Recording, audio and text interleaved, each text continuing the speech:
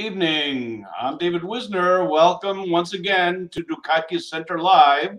Very special program for you this evening. My guest is an old friend and colleague, Othon Anastasakis, who will be joining us live from his home in Oxford, England. The general purpose of today's program is to look retrospectively on certain developments in Greece and throughout Europe, including Southeast Europe, over the past decade. 10 years ago, Professor Anastasakis and I co-hosted a major conference in Thessaloniki dedicated to political reform in Greece, bearing in mind that we were barely a year into the sovereign debt crisis, which was really a crisis for all of Europe and had major implications for markets around the world. Athan is an old friend, as I say. On occasion, he has actually lectured at ACT, the American College of Thessaloniki. He used to convene a summer teaching module on developments in the European Union with some of his friends and colleagues at St. Antony's College at Oxford University, University of Oxford, where he's also the founding director of the Southeast European Studies at Oxford program. Well, Athan, it's really a great pleasure to have you here. We understand that you're just on the verge of publishing a new book. We'll perhaps get to that. But why don't you tell us a little bit about yourself and how it transpires that you ended up at Oxford? Well, it's well over a decade ago now. Well, actually, it's 20 years ago, David. Thank you very much for this invitation. It's a great pleasure to have this opportunity to speak with you on all those very interesting contemporary developments. I started in Oxford in 2002. Actually, I was appointed to become a senior research fellow of Southeast European Studies and also direct a new program on Southeast Europe. And since 2002, I've been there teaching Southeast European politics as well as European Union politics, among other things, and having to manage a center and at the same time to be involved in research projects and all that. I remember, like you said, when we organized this conference on reform, which was in the very early stages of the Greek crisis, how many things actually came out of this so interesting conference. And, nobody knew back then that it was going to last for so long and have such a very, very deep impact on Greek economy, politics, and society. Yeah, my recollection is for a day and perhaps a day and a half. It was a two-day conference. Thessaloniki was really the center of the political world. All of the knowledgeable personalities were participating in the conference that you and I convened, and it's an opportunity for me to thank you for that personally once again. What are your takeaways when you think about the subject of political reform in Greece? Because over the past decade, as we were chatting about it a short while ago, we've seen really some extraordinary developments in the Greek political system. Is any of that sustainable, durable? I mean, has the Greek political system changed in any significant way in the past decade? Well, the obvious answer is yes, David. I mean, what we have seen is as we know, the exhaustion, the ending of the two-party system as we knew it. So that in itself is a very, very major development, in the sense that the center-left party of PASOK has, become a much smaller party, and most of its political personnel has gone to the new party of SEESOX. So that's a very, very major development in terms of politics of Greece. At the same time, obviously, the center-right has held its space. New Democracy continues to be a dominant party. But we don't see anymore, and I think it's a wider European phenomenon as well. We don't have this kind of traditional center-left, center-right kind of division. There is a big imbalance happening in the European context as well. It's not that we are so exceptional in Greece. Maybe the impact of the crisis did affect the center-left and what is called social democracy in the Greek context in particular, but we are seeing this development happening in many countries in the European context after the crisis. The other, of course, development is that there have been consecutive crises happening. So while we in Greece, we lived for a very long time and with a major depth, the impact of a Greek economic crisis. At the same time, there was the refugee crisis that came on top of that. There was the crisis coming from Brexit, which affected the European Union. There was the crisis in our relations with Turkey. So it's like, and now with the pandemic. So we are seeing actually consecutive crises. And we are trying, all of us, to actually adjust in an environment of one crisis after another. Obviously, in the Greek case, the impact of economic crisis have been much more severe than any other country, and still Greece is trying to recover from that. But one has to think that now we have to think in terms of crisis now. We are actually trying to understand how to confront crisis when they happen. If there is a big difference in terms of what was before 2009 and what is now in the Greek, but also in the wider European context, is that before 2009, it was those kind of normal circumstances that we refer to, where there was space for visionary developments, for long-term kind of thinking. After 2009, we just have to confront crisis, and we need to, we have to be able to address them. That is basically the environment where we live in right now. You mentioned something about the, well, what do you want to say, the dissolution of the traditional center-right, center-left schema in Greek politics, and I'm thinking, well, we're seeing this elsewhere in Europe also. Our conference was dedicated to political reform in comparative perspective, and if you consider there will be presidential elections in France in short order, while you're seeing something similar there, some of the dominant personalities are not the personalities representing the mainstream political parties, as had been the case in the 80s and 90s, for example. So it's a Europe-wide phenomenon, is it not? It is a Europe-wide phenomenon, and what we are constantly concerned with, obviously, is the environment of populism. I mean, that has been very much on the rise everywhere in Europe. And we saw the ugly face of this in the Golden Dawn, in the Greek context. But we are seeing actually populism rising in many countries in Europe. We are seeing this in many Central European countries, the ones that we thought that because of their membership into the European Union, they had become more democratic. But what we are seeing now, it's a very big democratic backsliding happening there. But also the rise of either far-right parties or populist parties in Western societies as well, in Western politics. We are seeing France, for instance. There is now a kind of dilemma for voters between right-wing parties and far-right parties. We have seen the impact of Farage and his Brexit party on British politics very, very clearly. I mean, that was the worst outcome that we could have expected with Britain getting out of the European Union. That is very much the result of populism. And then we are also seeing other increasingly influential populist parties in Italy or the Netherlands or even in Scandinavian countries, but also in Germany too, and Austria.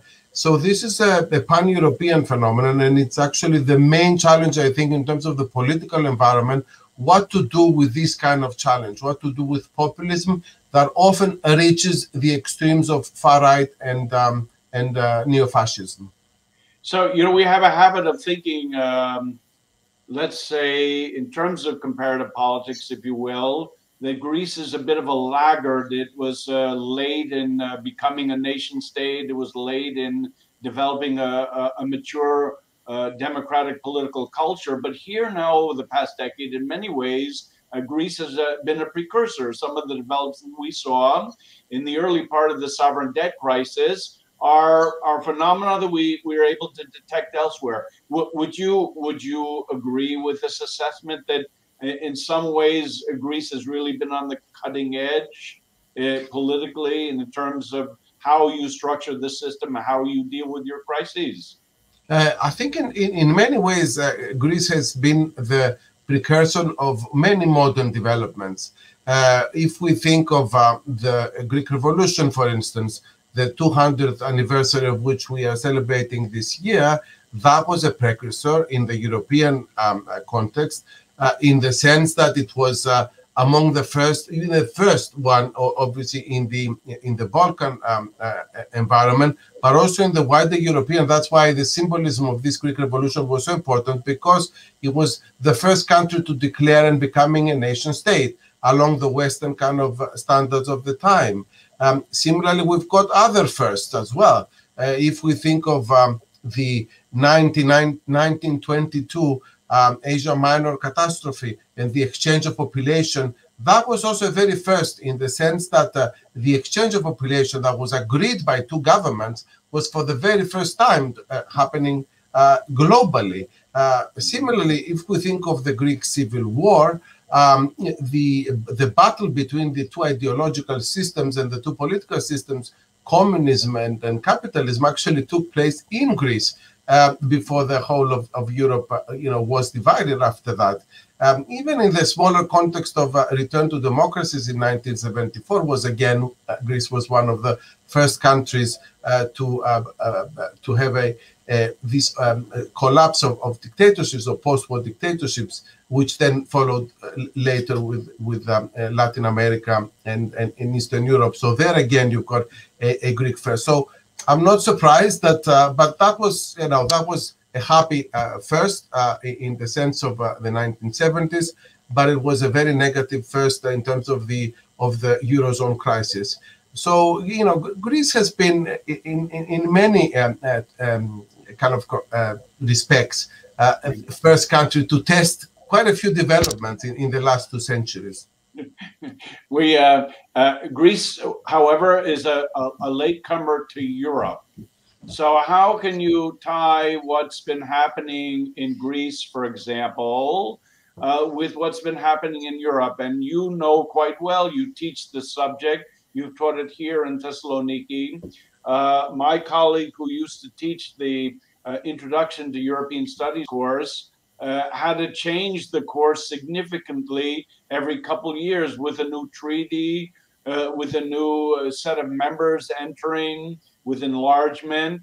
And then in the past decade, with all of the transformation of the political economic apparatus of the European Union. So how does one really relate Greece with Europe in that regard?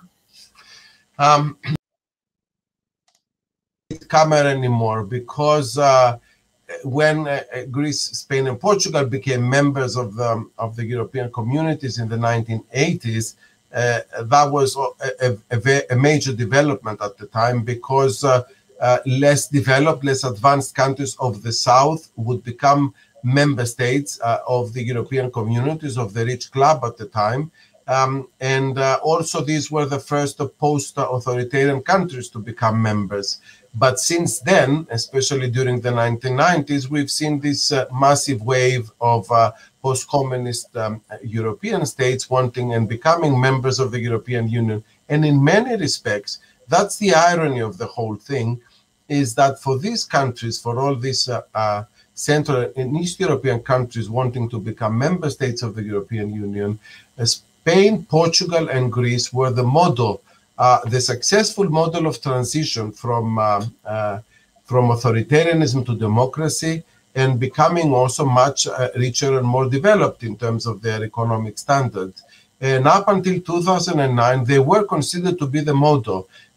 So imagine, after 2009, what a total disillusionment and disappointment it was when the south of Europe, instead of the model of change, it became the acronym PIGS, the Portugal, Ireland, not Italy, Spain, and Portugal.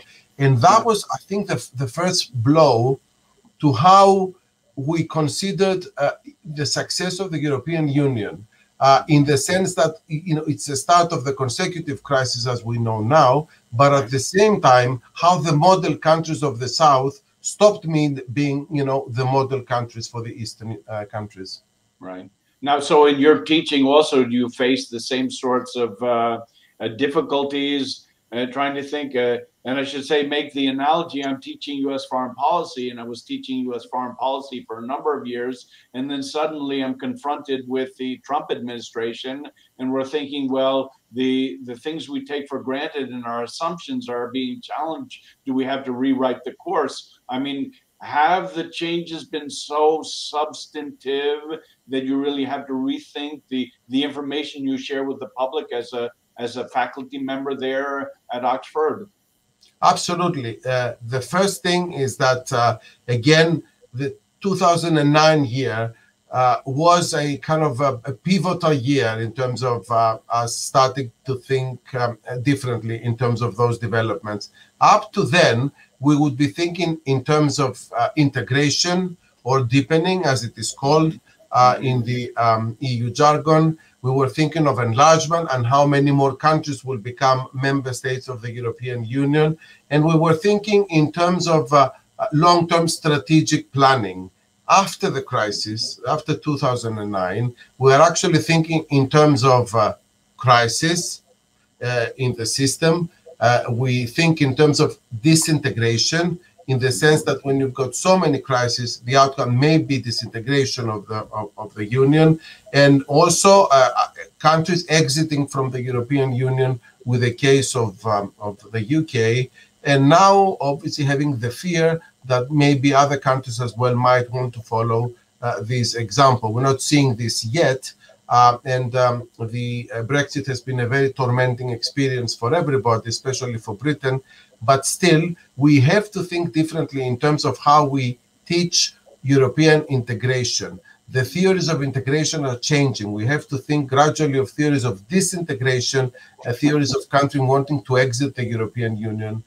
And the other major thing that I mentioned before is that up to 2009, we would be thinking in the future long-term perspective. After that, with the crisis, we just have to confront them and decide on the spot, in a way, what is the best solution to confront the crisis.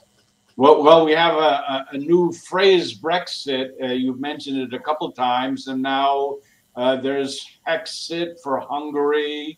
And, you know, one imagines that if a country wants to play hardball in its relationship with the European Commission, for example, it can threaten to leave the European Union. Is this really part of the future of Europe now? I mean, is this how one of the lessons we should take from Brexit, from the referendum in England, which the result of which was maybe a surprise for some observers and some voters? But is this really now? It would be similar to saying Texit, for example. If you're a citizen in the United States, this is a specter that has played out politically for 100 years or more. That Texas, the Lone Star Republic, would leave the United States. It was forced to join the United States really against its will, according to some popular mythology. But are we going to see that this is a mainstream way of thinking about one's relationship with Europe? There are two categories of, I think, of possibilities. The one possibility concerns the countries of Western Europe, which feel much more confident in terms of they can go it alone. So when we see, for instance, Britain getting out of the European Union, that is because there is also this confidence in its administration, its financial resources, that it can exist and survive outside the European Union. Similarly, the parties that profess exit from the European Union in countries like France or the Scandinavian countries or the Netherlands or Germany, these are advanced countries and they feel that they can exist very well and they don't need Brussels to tell them what to do. That is one thing. But with these countries, we know that they are very much in mainstream thinking, and the mainstream political environment of these countries is very much within Europe. They created it, and they want to sustain it and continue with this. There is a much more implicit danger with the newer member states, because there is this kind of contradiction in Poland, Hungary, less in Czech Republic, that these countries, they have their populist leaderships that are constantly reacting to the power of Brussels and or the Court of Justice, or the norms that Brussels wants to convey to these countries. But at the same time, they are also speaking to their population. Those leaders like Orban or Kaczynski in Poland, they're speaking to their populations, which are very European, because they do realize that they are in many ways sustained by the European Union, by the finances of the European Union. Mm-hmm. So there is much more difficult. On the one hand, they can have a much more populist and anti-European rhetoric, but at the same time, in reality, they are much more in need of the European Union. And in that sense, the way that these countries are addressed by the European Union is much more difficult on how to deal with this topic. Then we've got the countries of the south of Europe that during crisis we saw the rise of Euroscepticism because of the circumstances, but that was much more circumstantial. After the crisis, these countries are much more part of Europe, and that's the way that they feel. Yeah, I'm kind of curious, Athan, does it surprise you a little bit, the solidarity of the core membership of the European Union with regard to the negotiations over Brexit, that they held their line, that there was no peeling off of member states thinking that perhaps they need to be a little bit friendlier to England as it's leaving the European Union? Did that surprise you at all? It didn't surprise me, no, because there was a massive disappointment in the European continent when that decision actually, took place. So there was an overwhelming consensus, I think, apart obviously from the more extreme political formations that were happy about it, and that was expected. But in general and overwhelmingly, there was a sad feeling about Britain deciding to leave.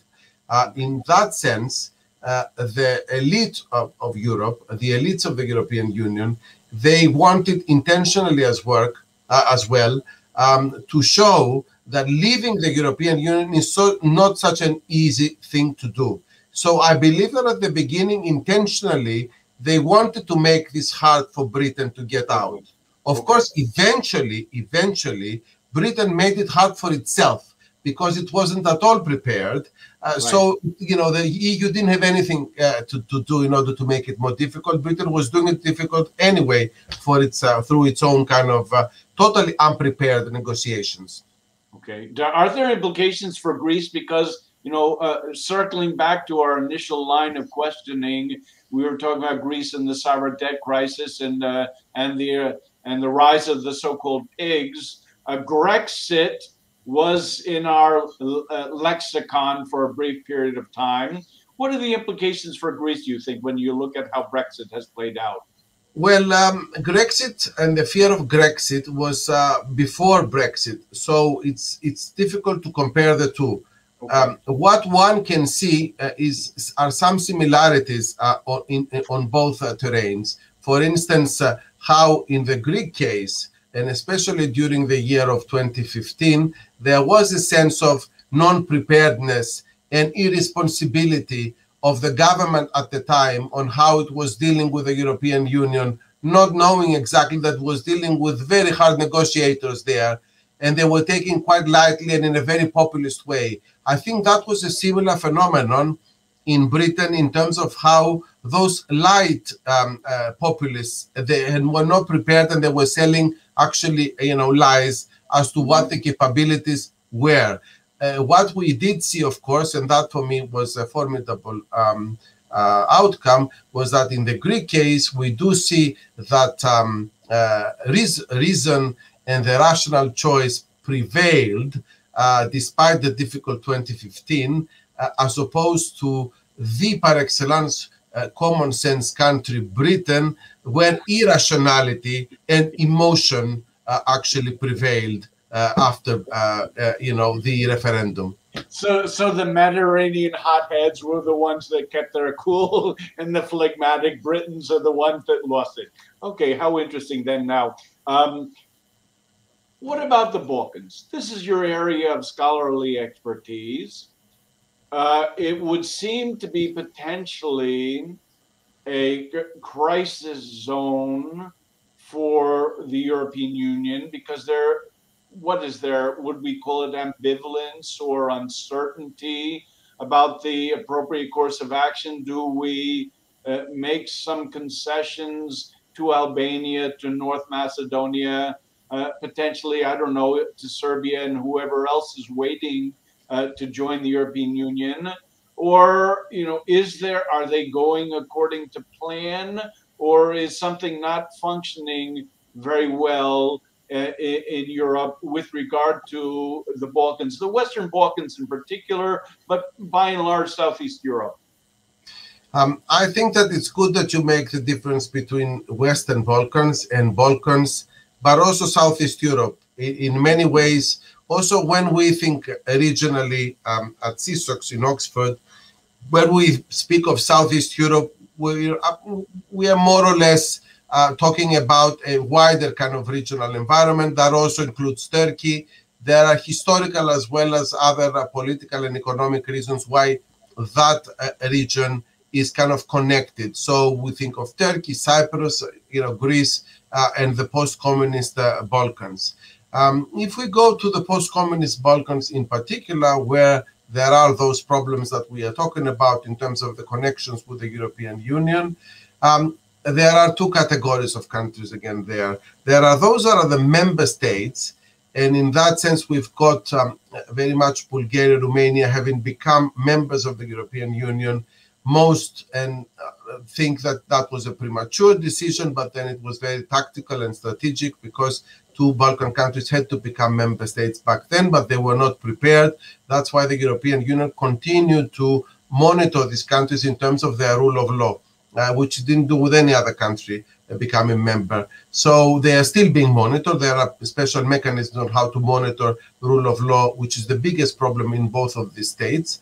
But then we go to the Western Balkans, which is a much bigger kind of challenge for both the countries, but also for the European Union. Because what we are seeing is that these are the countries in waiting. And at the same time, there are major internal problems within the countries themselves.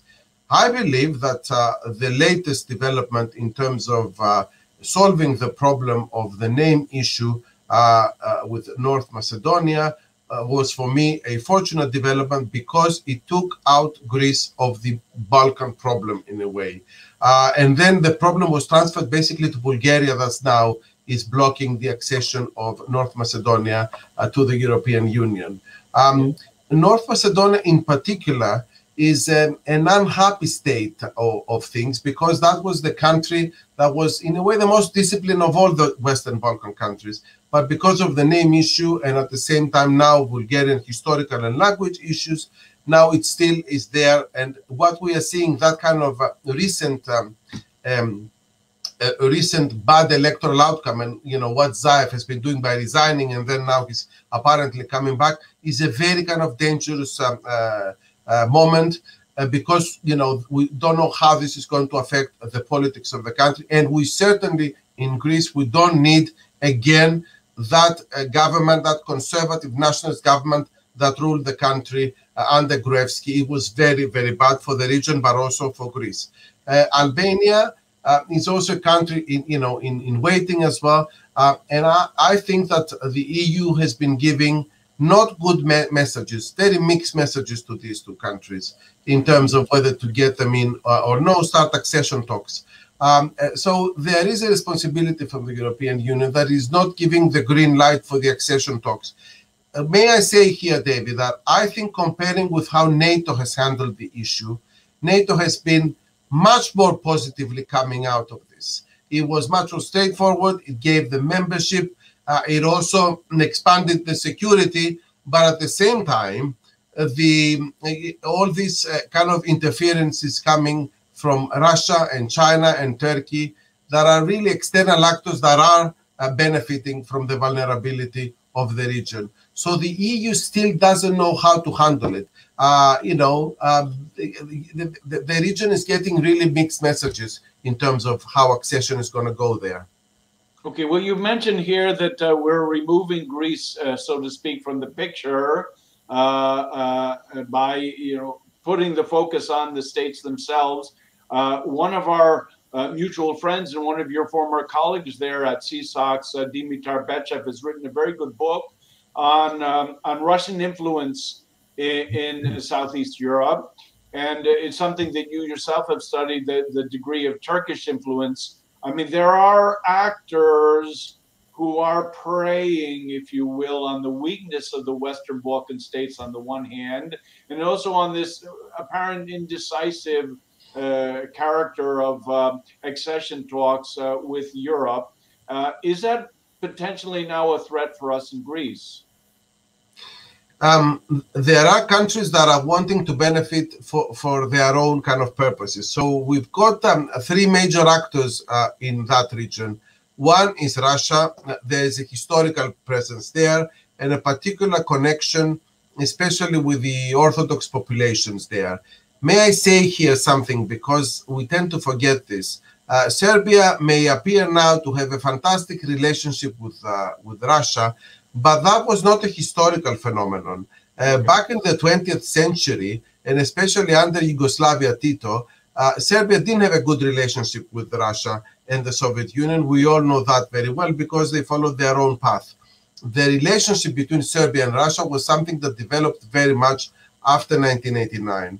Now, that is one thing I wanted to say. And Russia is now a country that doesn't have exactly a strategic plan in this region. It is coming more as a spoiler and trying to find client communities there, either in Republika Srpska in Bosnia or in Serbia, in order to have an influence, and also especially in order to break that kind of European consensus on sanctions or anything against Russia. So that is the main kind of goal of Russia in the region. We have Turkey there, which is a different kind of influence. There is this kind of neo-Ottoman, much more historical influence and knowledge of the region as well, but also the existence of Turkish and Muslim communities in the Western Balkans. Sometimes I think we don't understand exactly, but Erdogan, for whom we don't have the warmest feelings as really being a dictatorial ruler in his country, among other things, he is actually very popular with many communities in the Western Balkans. There is Turkey that has an influence, which is very much cultural, and at the same time, obviously, giving some investment to visible investment and using a soft power mostly in that part. And there is the bigger question mark of China, because that is the rising kind of superpower, the rising global power that has a much more strategic orientation in the way that it views the region. China has a Belt and Road Initiative. It has a kind of a long-term perspective. We know China pretty well from the Greek case of Piraeus in particular, when they invested in the country, when nobody else wanted to throw any money for investment. So they have a kind of a plan and a long-term plan for their own, products and their own kind of markets. May I just say now, we know that China is infiltrating and has a long-term perspective, but recently we are seeing also most of these countries, with the exception of Serbia, that are also starting to question this Chinese influence, whether the investment that China puts in these countries is for the good of the people or whether it's actually benefiting only its own interests. But all three influences are antagonizing the European Union, that's for sure. And the more the EU leaves that space unattended, the more these countries have the possibility and the and the options to be in there and spoil the game.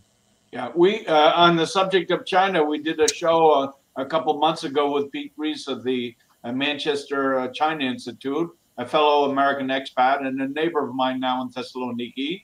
And it is an interesting phenomenon. Greece seems to be an outlier in that regard, that the public opinion is less critical of China than you would see in other places throughout Europe.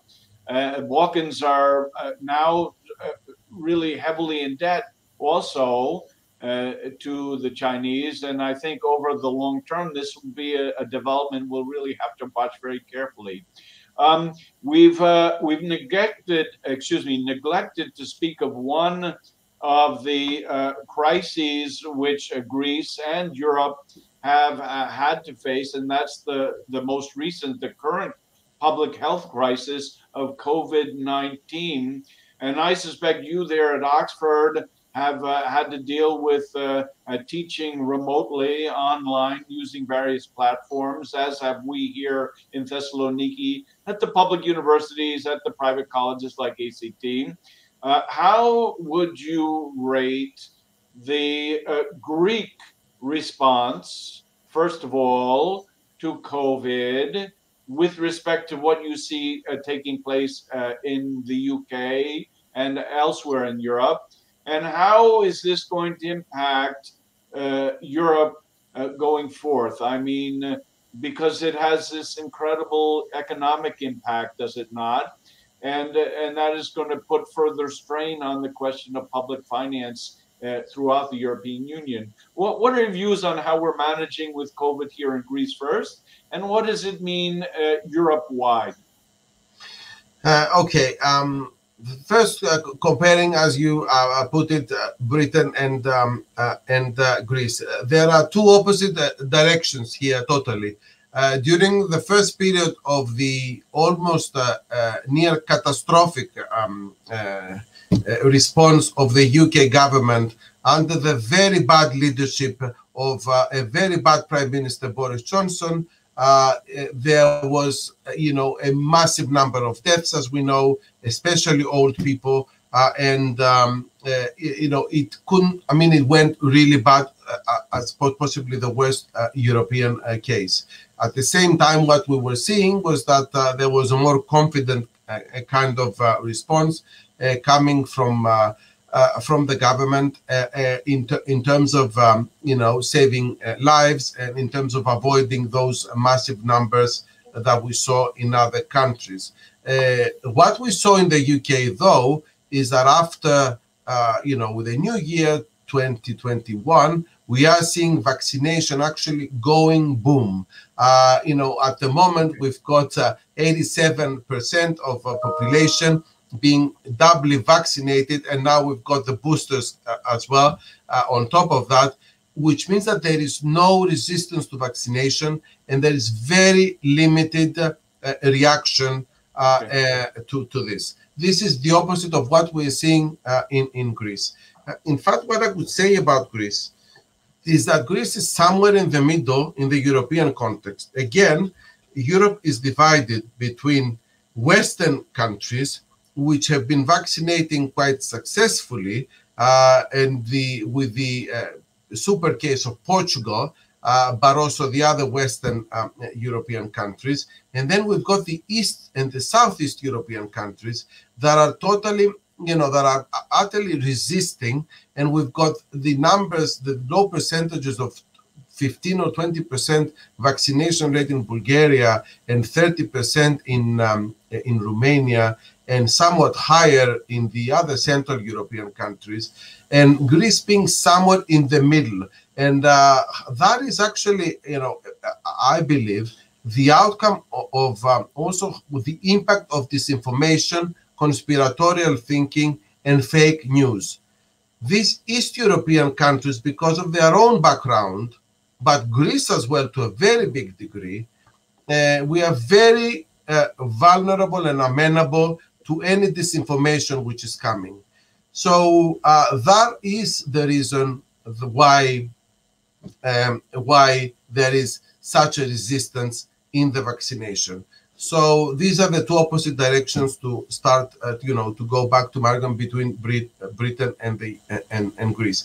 Now, the other point at the European level, David, which I think is very important, beyond the vaccination thing, is what actually the pandemic has done to the way that economies and politics function in all these capitalist Western democracies. There are obviously the financial cost, which is something that the European Union can address because there are the resources and there is a common policy there that we've seen. So kudos to the European Union because it is going to put funding to the countries that are suffering, but there are also the political implications and the fact that it's true that there are liberties and democratic rights that are not being respected and how democracies are becoming much more vulnerable. And then we return to our original discussion on the fear of populism and how those populist conspiratorial leaderships can become much more prominently in the landscape and benefit from these kinds of environments.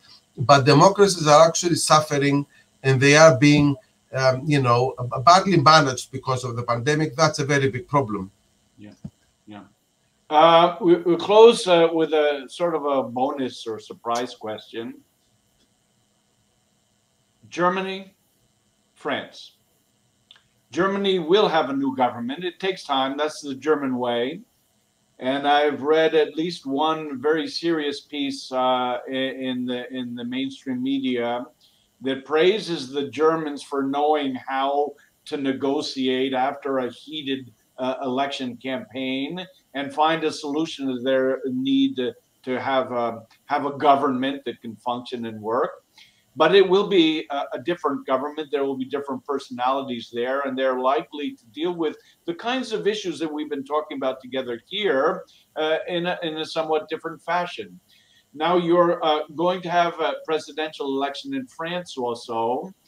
Well, Macron is a little bit like Sarkozy light. It just seems to me he's always got a solution and a new plan, and here's how we're going to manage this now. And he's going to mediate between the United States and the People's Republic of China. And he's really one of these active figures in European politics. But will he be reelected? And will he have a sufficient degree of support in the National Assembly, which I think not, regardless of who wins the presidency. But, what are we looking at given the prospect of some very different faces in these two major powers in the European Union? There are two responses to this. The first one is that we need to protect and we want the Franco-German axis to continue as it used to, because this is the main engine for the European Union, for all of us who want it to continue successfully, for it to continue. So these two countries will have to continue to cooperate and very closely in order for any kind of positive developments to be expected for the European Union. But that is always dependent on what is happening in the domestic politics of the two countries. And if you ask me, I believe that the most vulnerable case is actually France.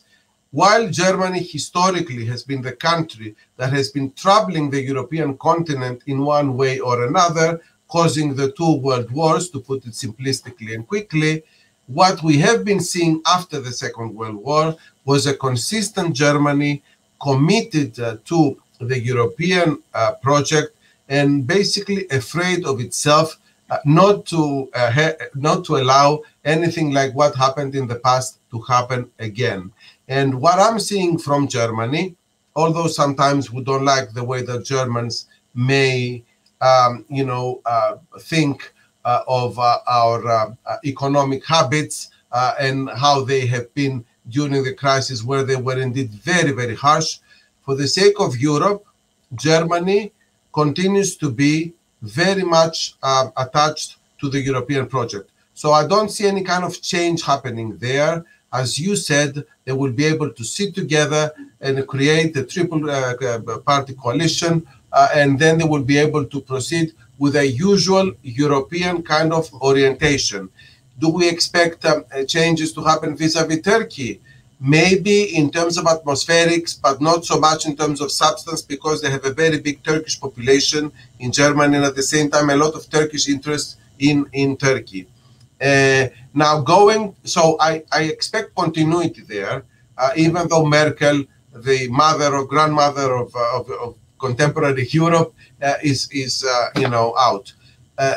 With France, always politics are now much more vulnerable in the way. And what I said before about the fragmentation of the center-left space, this is what we are seeing very prominently in the French case, which is not happening in the German case, where we still have the balance between the two major parties. In France, we have a turn towards the right and then a turn towards the far right. So what Macron is actually doing is being a little bit to the center of the right. He's trying to hold on to the right in order not to have the far right dominating the game. There are dangers there, because with France, politics are always much more sensitive and they can be much more volatile. So as long as we have those mainstream leaderships in both of these countries, they will continue to work together and Europe will benefit from that.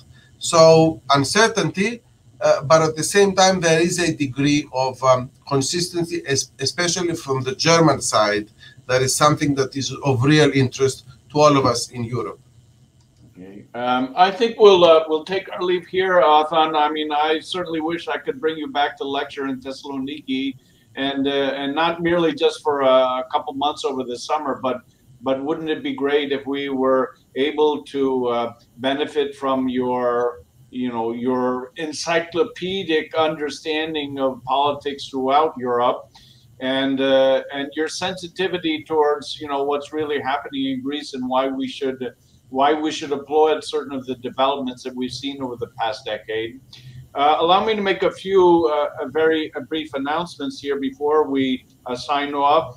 I'll be sitting on a panel with Consul General Lee on international education and diplomacy next week, the 18th of November. And we're in the process of organizing an event with Eliamat on startups and entrepreneurship throughout Greece, but this will be an event that we co-host here in Thessaloniki. My dear friend Elizabeth Fokas is going to be working with the Dukakis Center on that. We are still waiting to announce the opening date of our virtual exhibition of posters and banners created for events that we've organized at the Dukakis Center over the past decade. And the first of the banners that you will see is for the event that we organized in November of 2011 with Othon Anastasakis and SEESOX. We'll be announcing our guest for our program in November. I have a few people in mind, and largely it depends on what happens locally and in our region and in Europe, the person that I invite, but we have some interesting prospects. I want to thank Athan once again, a dear friend. Athan is on the verge or has just recently published a book, so maybe you'd like to do a brief plug for the book before we sign off. Okay, first of all, thank you very much for your great words. I've got fantastic memories of the American College, teaching there. I hope I can come back. I think there is a unique environment there, and I've thoroughly enjoyed all the times that I've been there. Plus, we did also things together institutionally and personally, David, how well we've been working and continue to work on all these matters.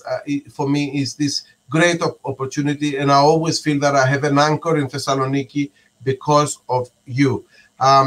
Thank you very much for giving me also the opportunity to say that I recently published with my colleague Katerina Lagos from Sacramento State University a book on the Greek military dictatorship as a kind of troubled past.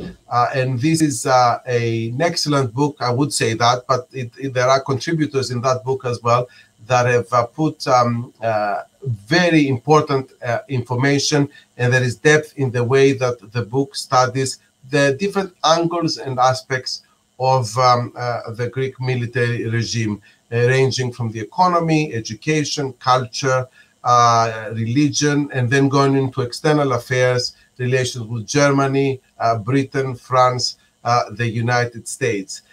We do have a kind of this book discussion at SEESOX on Wednesday on the anniversary of the 17th of November, obviously. And at the same time, we've got another with the British School beginning of November, 6th December, rather, which is, again, presenting this book. But thank you very much for giving me this opportunity. And I hope it is also translated into Greek.